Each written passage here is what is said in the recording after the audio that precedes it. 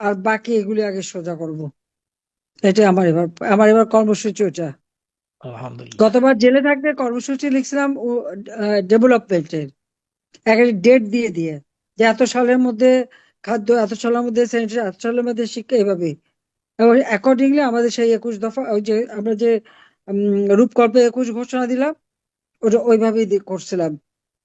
পরে আসার পর যখন করছে লিখে দিয়ে দিচ্ছি, আমি শর্ট করে লিখে রাখতাম, কারণ ওরা এসে চেক করতে কিছু দেখবে। আর এবার লিখতেছি এই যত যেখানে যেখানে মার্কস হবে সমস্ত তালিকা নিচ্ছি, সব তালিকা আমি আলাদা আলাদা নিয়ে দিচ্ছি, ডাটাবেস করে দিচ্ছি, গুইনে গুইনে হিসেব করে করে নেব। আমার নেতা কর্মীদের মারবে বারবার, আমি সহ্য করব না, সাফ করবে এবার। জয় এবার বাংলা। এবার লক্ষ্য হলো এই ময়লা সাফ করা, বাংলাদেশের ময়লা সাফ করব।